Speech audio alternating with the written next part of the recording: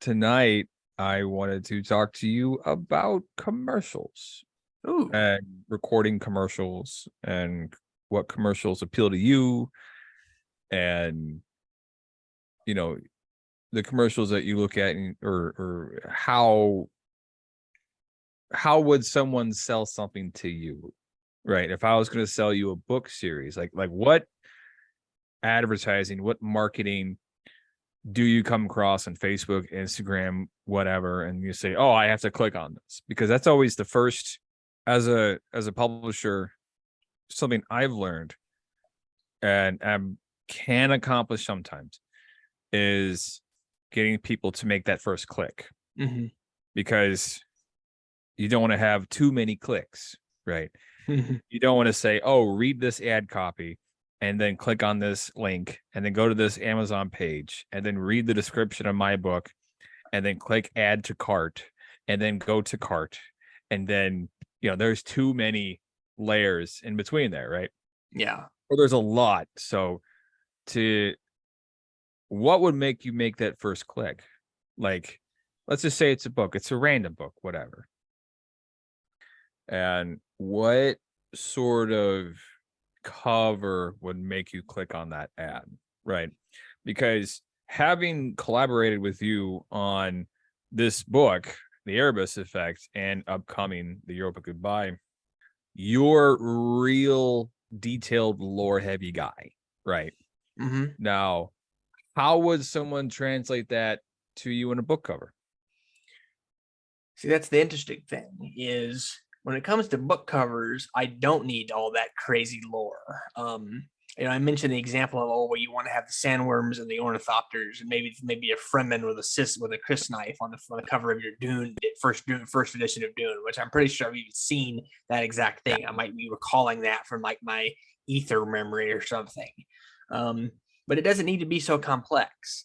Um, I years ago, in fact, maybe even before I started working with you on Shadowplay, which is now obviously called the Erebus Effect, I had this idea for a book that we will probably still publish someday called Outliers, which is basically the story of a Zarin detective in the Zarin Collective, like after the Zarins have had their uprising, and he's basically a equivalent to Darius, but a Zarin, and he's like living in a Zarin society. And he gets assigned to investigate these killings, and the reason that he's called an outlier is because he's basically a Zarin autistic person. He's the Zarin, an outlier is what the Zarins call someone who does not fit the usual mold of a Zarin. So someone Or, who it's like the mathematical term outliers. It's someone who falls outside the usual plot graph.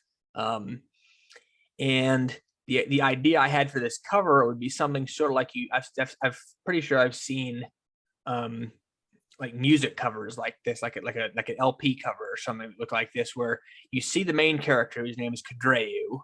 standing in a crowd. He's like looking out or maybe looking off to the side of the camera, or the Yeah. point of view of the cover.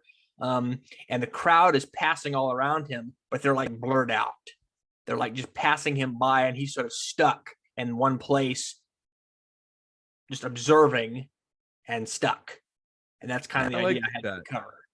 So, I like so that a lot, sir. because you can that's one of the things that's one of the things that sort of, at the risk of tooting my own horn, that's one of the interesting things about me is as much as I do love dense lore and world building and everything, I'm also a sucker for good aesthetics. I was a visual person long before I was a lore person. The lore of Lord of the Rings, the lore of Star Wars, and all these things, those sold me. But I was also a sucker for the aesthetics of Lord of the Rings and Star Wars and Stargate SG-1 and everything else. What would that cover look like? Right. Now, take it because I say Stargate because you got the obvious one. You've got like the ring, you got the people walking through it. Now, that will tell you everything you need to know, right? Mm-hmm. Maybe like they're like walking up steps, but then like the foreground is the people walking up the steps into the Stargate ring, but the background is just like stars, right? And it's the Yeah. Milky Way galaxy or something. So that image there conveys, oh, they're going through a Stargate. Mm-hmm. That's Now, not bad, actually. That's a pretty good thought. yeah.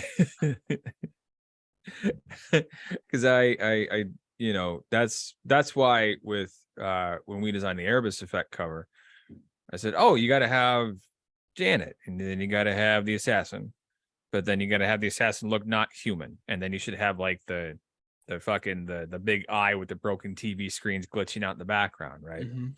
So it kind of conveys to the reader, oh, there's a like a digital presence looking at them, but Mhm. also you've got a non-human person who kind of looks human but isn't, and then you've got this woman who's tough as nails, has got a big knife in her hand, Mhm. right? So she's clearly fighting the non-human while this big evil eye is watching them, you know. And so that was kind of the inspiration there for that. That was my first initial thought, because covers tell a story, right? They have to, and they've only got like 5 seconds to, if that, to catch the reader and then get them to click, right? Yep. So really, the cover just gets them to stop, right? The covers makes you stop scrolling and pay attention, but take it back to that Stargate book cover I described. We've got the 4 people walking up the steps to the Stargate, but the background is Milky Way. The other half of like a Facebook ad is ad copy, right? Mhm. So the cover gets them to stop, but you got like 6 to 10 words max, probably more like 6 to 8 to sell a book, Yep. you know. And It's basically social media engineering. kind of it's marketing, right? Yeah, It's because we do that at NASA. A lot of people. So yeah, I won't say a lot of people, because lots of people nowadays probably are aware that NASA has social media presence. NASA Goddard has its own Facebook page and Twitter page and Instagram page. NASA, the flagship NASA accounts exist. There's all sorts of things that communicate on these different social media platforms, and depending on which platform you're on, there's really a lot of intricacy in terms of how you engineer those services, how you engineer the content. Because I've actually drafted and a couple of tweets that have been published on the NASA, some of the NASA social media services. Um, One about my story about Dragonfly, and a couple other ones like that. And it's really an exercise in distillation, because you want to take the most important points, or at least enough of the important points to sell what you're doing, and boil them down to like a single line, like you said, like a single line, not a paragraph, not 2 lines, not whatever. It's just a line, because you can put another paragraph after that line and maybe flesh it out, but that first line and maybe the picture that they supply, because obviously that's part of this too. That goes back to the cover that we were talking, the cover design sort of element that we were talking about. The first line is what sells it, because you read that and you're like, huh, I never thought of that, or whoa, that's cool, something like that. well, because if I'm running and maybe it's a little bit different because you're doing PR for government outreach program. Basically, that's what NASA is. Mhm. It's an outreach program, or you specifically are working in the outreach section for NASA, which is kind of a real open and public um organization. But I know with sort of like book selling and like running Facebook ads for that, it's you got to catch them with the book cover, you got to catch them with a line, and then you have to have a call to action. Yeah. And that call to action probably for me is just going to be click on the link to find out more, Yep. you know. Um Pretty or standard, but it's damned effective. I mean, it's you can't go wrong with that, like or what, let's stick with the Stargate one. You got the book cover. The book cover gets them to stop. There's a line that gets them to read, and then if that line is convincing, maybe they'll go along with your call to action to click on the link. So with the Stargate book cover, the call to action is going to be something like click on the link to step through the gate. Yep. Right. Or something like that. So what would if you had to distill Stargate down to like 6 to 8 words, what would you think you would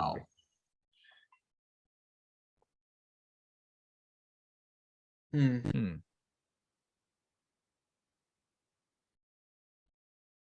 Because if you think of it like this, I'm thinking. I'm trying to formulate something because I'm bringing my writer's brain into this.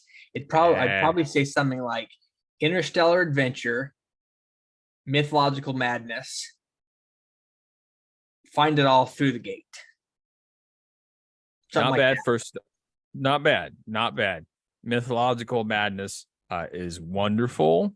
That's my favorite part of that, because I've never heard those two words put together like that before, right? So that automatically catches my ear. And because finding something new to say is almost impossible, right? I'm sure someone else has said mythological madness, but I've never heard it. So and breaking them down into two word sentences like that is really good too, right? So mythological madness, brilliant, right? Distillation for an advertising thing for marketing. So if you want to summarize Stargate, I would say human soldiers fight alien gods through mythological madness.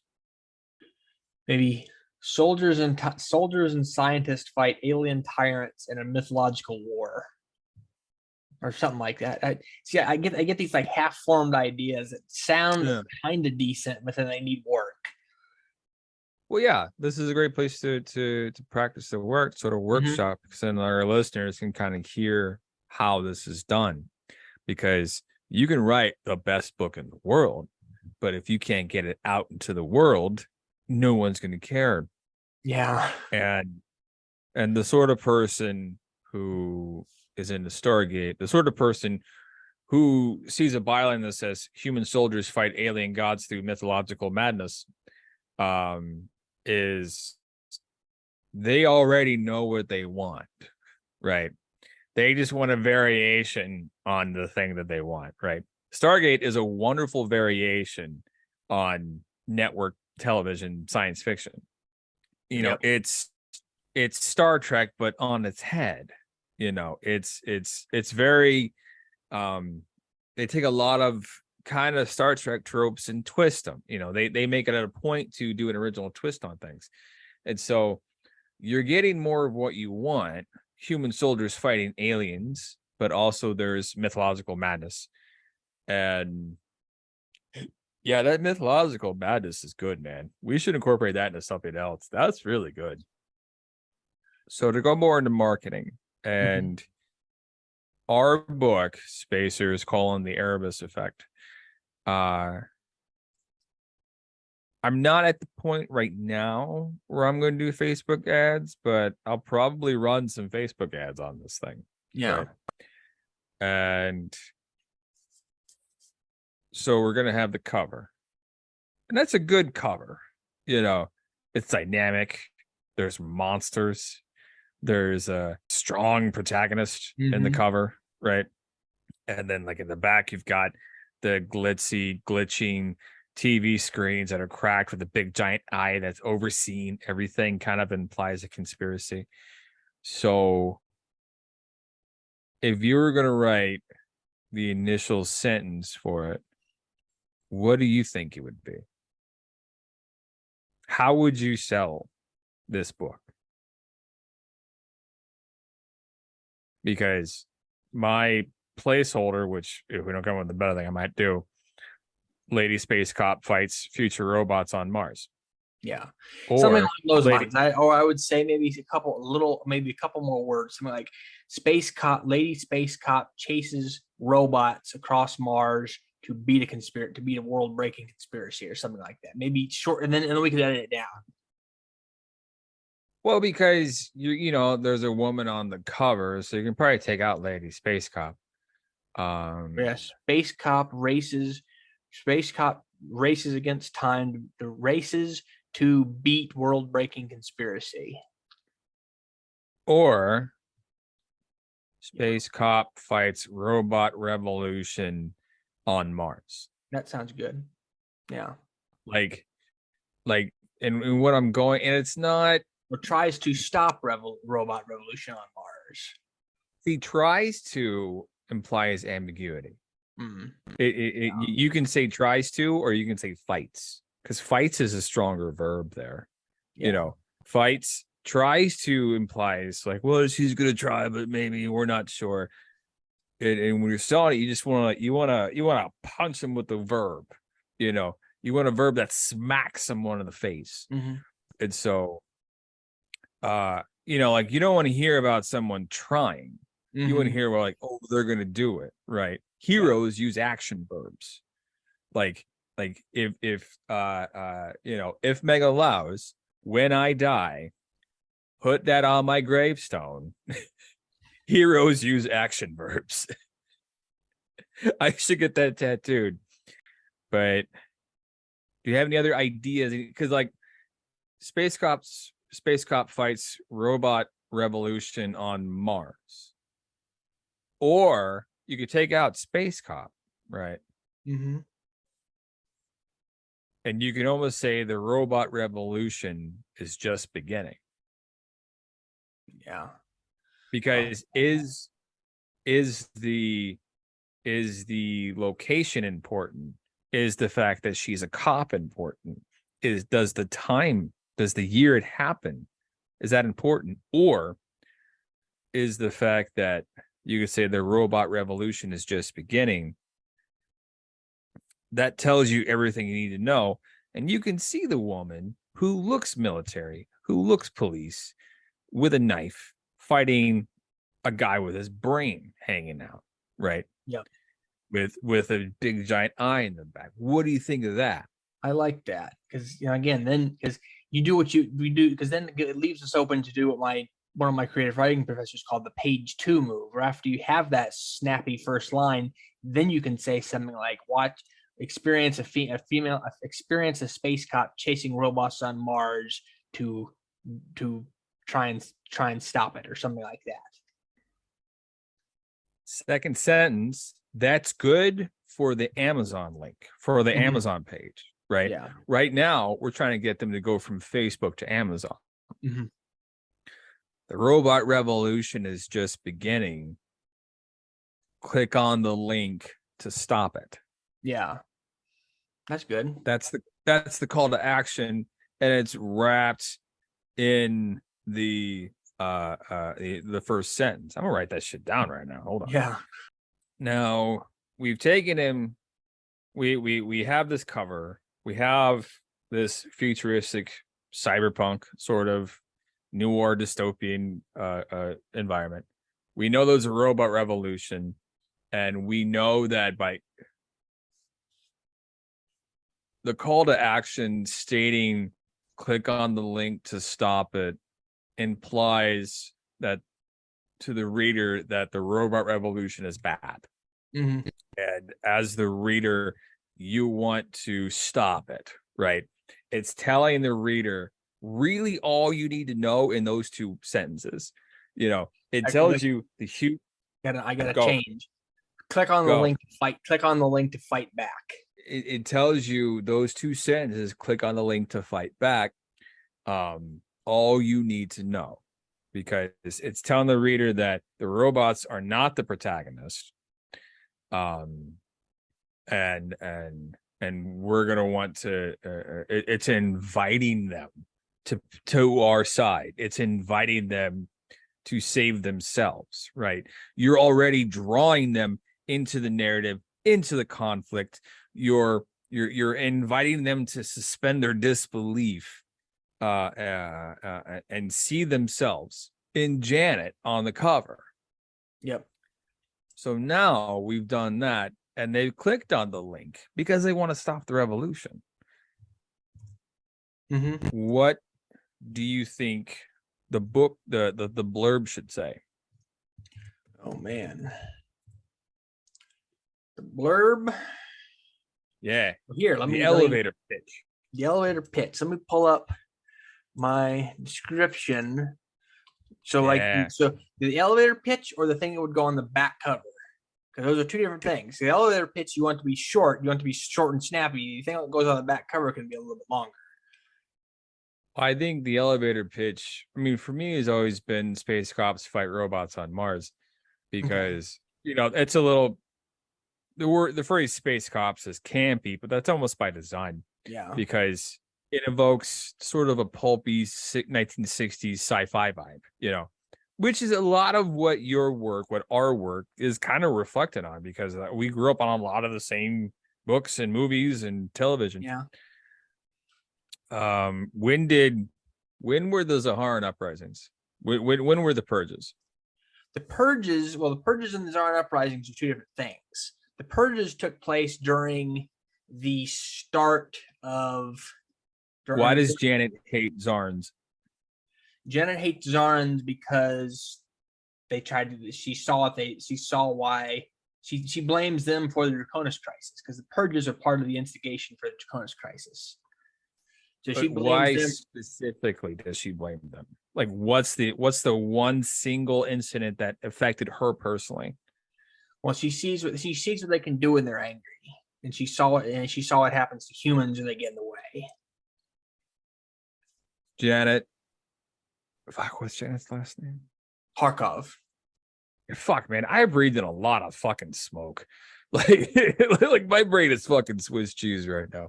Okay, so how long ago was she on Titan? What, 10 years? Well, try to confuse you. The main inciting incident for her hatred of Zarns came when she was on Ganymede, which was after her time on Titan. That's when she was injured. She went forward because they were. Where's Ganymede? It's a moon. It's a moon of Jupiter. Okay. How long ago was this? About 7 years. Maybe 10 years, 10 or 11 years. Okay. It takes place. Okay, well then that's good there. So you want the blurb itself to kind of, we've hooked them in with our two lines. We've gotten them to our party, right? And now they're in the store. They're on the Amazon page. They're wanting to buy it. So the first line, we got to talk about the robots, because we sold them on robots. So the blurb's got to be about robots. First line, 10 years ago, Janet Harkov saw what the Zarns could do. Saw what the Zarns did when they were angry. Or saw who the Zarns were when they were angry. Yeah, because saying, got an idea. What you got? Because it doesn't matter. Because this blurb is, we're selling them on, we brought them to the party on robots, on robot revolutions. We're making them stay by introducing them to the lady who's fighting the robot revolution. 10 years after they almost killed her, a cop on Mars who works to oversee humanoid robots uncovers a plot by which they are infiltrating human society, and which may have even deeper personal implications than she realizes. Send that to me on Facebook, because I'm going to show you what I'm talking about. Okay. You're on the right track. You really are. But this is why you have an experienced publisher with you. And so what happened after humanity saw that the Zarns were angry? Well, no, there was a bloody conflict, right? Well, yeah, there's a bloody conflict. And then after the conflict, what happened? They slapped regulations on, but now they're... The Zarns are second-class citizens. Zarns. So it was a riot, or After the No, no. purges. The purges were when the Draconists tried to wipe out the Zarns in the frontier. The Zarns then responded by having a sort of abortive revolution that didn't go anywhere. And then after the Draconis crisis ended, or during the Draconis crisis, the Zarns got more regulations slapped on them. And then the uprising came later. That's the actual, like, true revolution. Well, let me ask you this. Hold on. So 10 years ago, Janet Harkoff saw who the Zarns were when they were angry. After the purges, the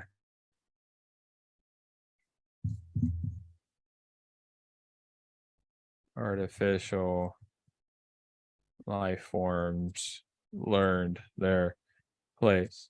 So 10 years ago, Janet Harkoff saw who the Zarns were when they were angry. After the purges, the artificial life forms learned their place. Now, I know that the purges, there is a whole lot you just said there. But what I'm doing is kind of summarizing a lot, right? Because, and we're also selling a little bit too, because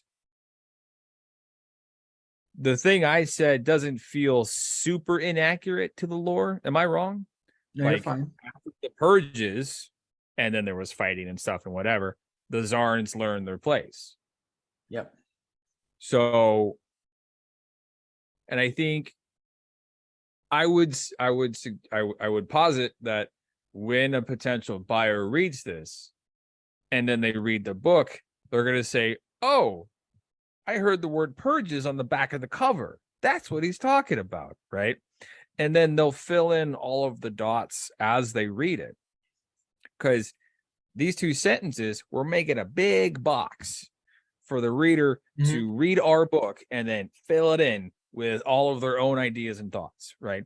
And then we're like little tiny details, and then they're filling it in for themselves, you know?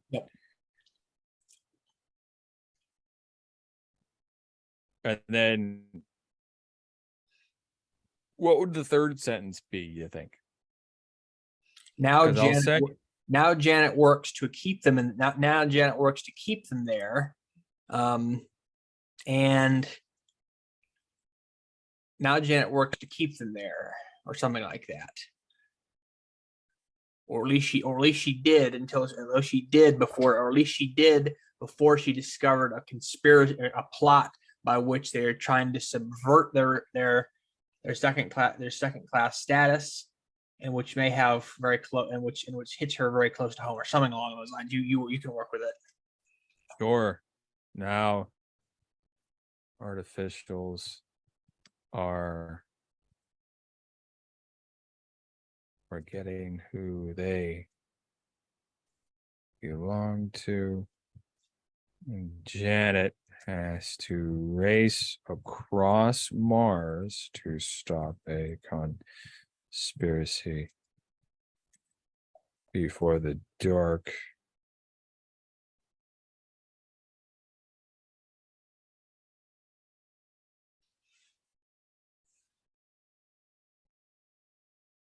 Okay, so I just sent it to you for the benefit of our listeners. This is what we came up with. Yep. 10 years ago, Janet Harkoff saw who the Zarns were when they were angry. After the purges, the artificial life forms learned their place.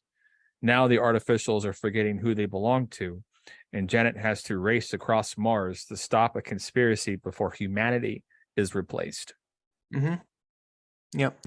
Now, you looking at that as the author, as the guy who has had this world deep in his head, is there anything there that conflicts with the manuscript as it is now? No, not really. And because to me, like, kind of tells you all the stuff you need to know without, going too crazy with it. Yeah. Or not going too crazy, but we're, if we've sold the potential buyer into clicking on the Facebook ad and then going to because they'll look at the description of Janet Harkoff fighting artificials, they'll go back to the cover, they'll say, oh, that's what the robot revolution is. And yeah. So do you want to record a commercial? Sure, we can try. Not for this. It's actually for someone else's thing.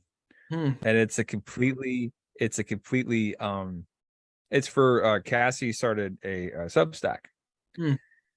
And that kind of inspired me to record this tonight and to kind of focus the episode on marketing and how to sell things to people. And before we go there, do you like kind of the sort of nearly not educational way Yeah, I like it. I've been taking podcasts lately, Yeah. but it's more like, oh, here's how to do a thing. Yeah, each episode has a theme. I like it. Yeah, that's kind of what I'm trying for. So kind of what I'm going to do is record this commercial and just put it on the podcast and air it for, and for our listeners, Cassie Bormakhtar was the editor for our first run of books. She edited all of my early books. She edited Spacers Book 1. And she's kind of spun off and is building her own empire off in the world now. Yep. And but she's still a very dear friend. And she just pumped out a Substack, and she's writing under the Substack Versatile Ambitions. And she just started kind of a paid for subscription, a little bit like what me and Nick are doing. And I kind of took what she sent and condensed it to kind of like, oh, this is probably about 30 seconds. Mm-hmm. So for an ad read, and I'm so enjoying, like, I feel like I'm teaching right now. Like, oh, look, it's all these things I've learned for all this fucking 10 years, and it's finally coming to mean something. For an ad read, you did a little quick ad for our little thing. That was actually pretty good.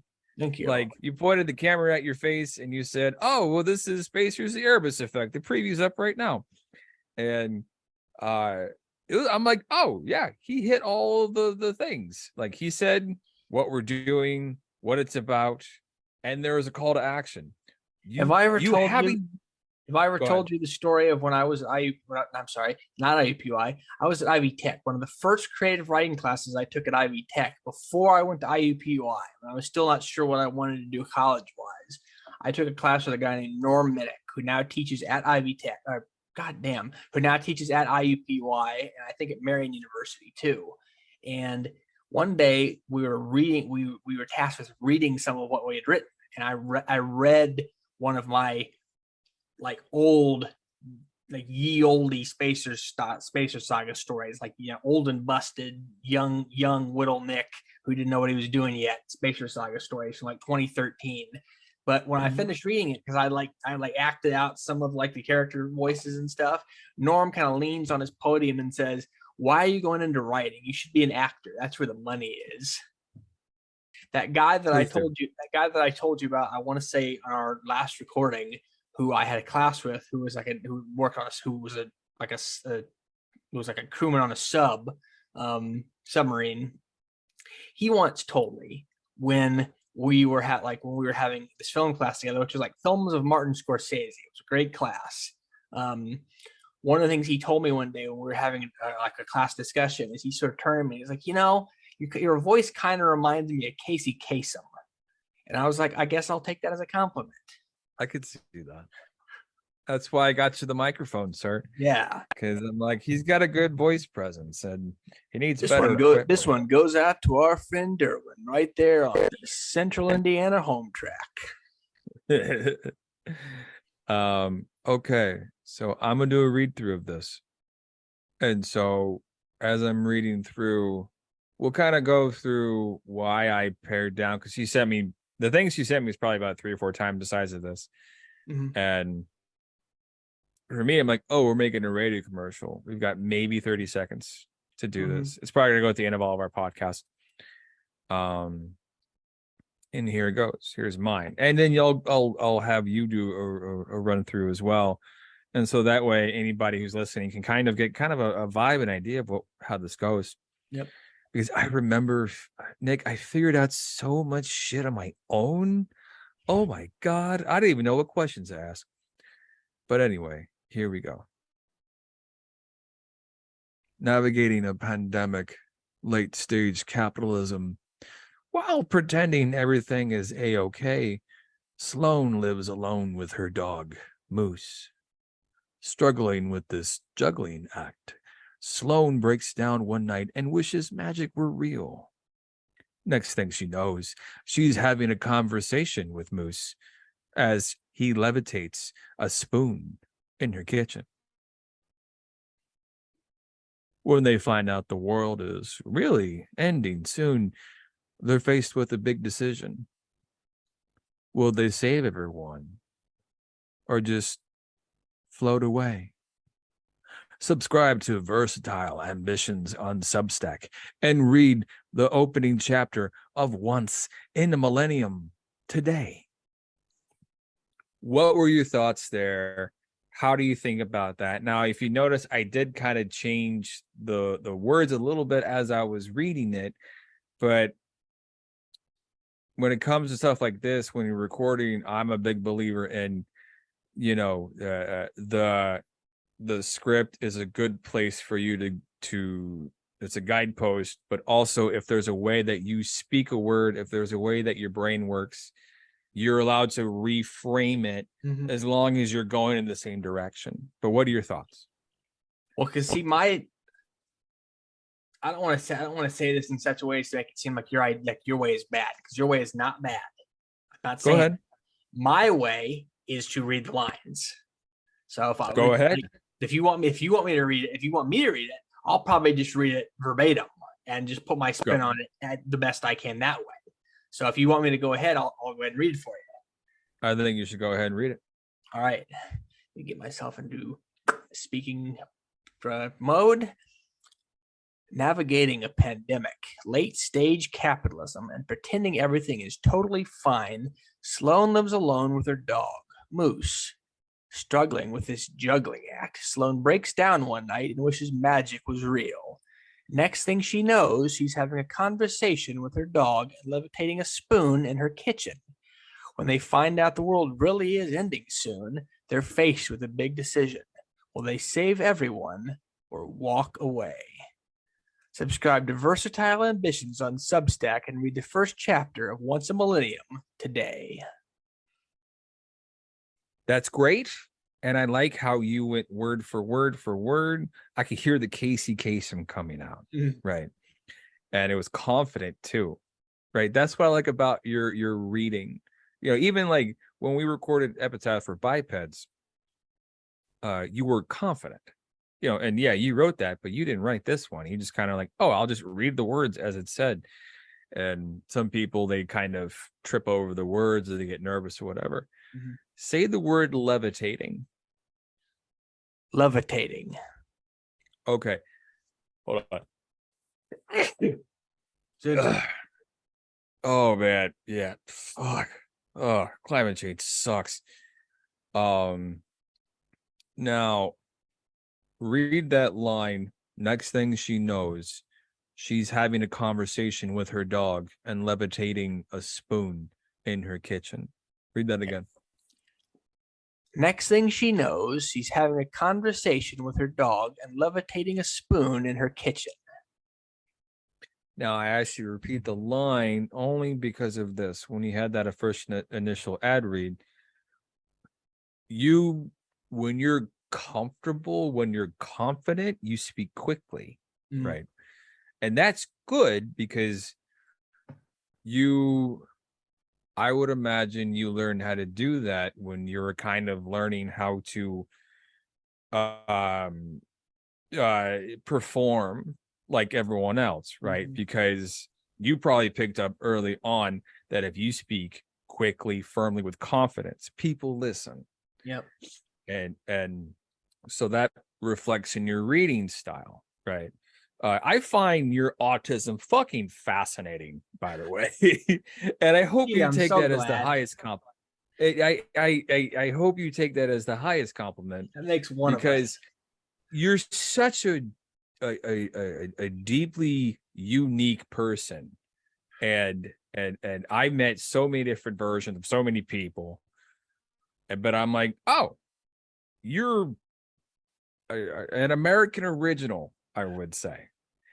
And so yeah, I'm always like thinking like, well, how does his autism affect that? And like, like, oh, he speaks this way. Why does he speak this way? Oh, he works backward. It's kind of like when we did character study a few episodes ago, Uh-huh. when I was like, well, why does Janet talk like this? And then you kind of work backward from the reason there, And so I do that with you sometimes. You're a character in a book. I don't know if you do this, but no, I'm just kidding. So now, if you were listening to a podcast and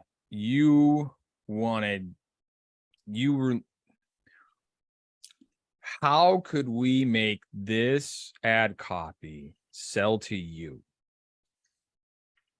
Or it's purely audio. Man, now it's okay if it's not your genre, and it's okay if this actually seems pretty interesting, because it's got some of the like that fried gold in it, because it's got kind of like the Harry Potter, like, oh, things aren't as things change, what's the Yeah. again, going back, I think it's that same not the professor that I mentioned a minute ago, but the one that I mentioned who called this the page 2 move a while ago in this podcast episode. He liked to talk about how there's two kinds of stories. A stranger comes to town and it happened one day. And this is very much the it happened one day story, that Sloane is living alone with her dog, trying to keep all these plates spinning, and then she makes this wish and it changes the world for her. Yeah. And it's very much, then it becomes a question of, well, the world was one way, now it's another way. What do we do with the world the new way? But anyway, sir, I think we can wrap up there, this marathon 2.5-hour recording session. Oh man. And we'll talk a little bit afterward. Yeah. For the Blanket Fortress Solitude, I am Derwin. And I am Nick. And we will see you next Monday morning at 0700.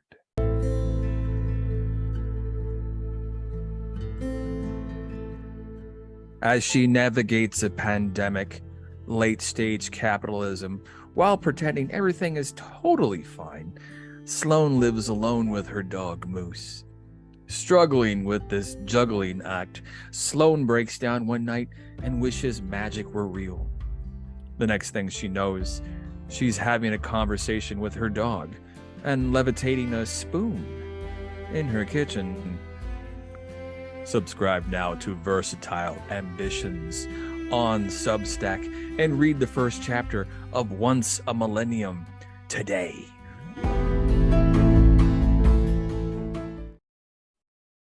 Have you seen the description of the podcast on YouTube recently? Let me look that up. Yeah.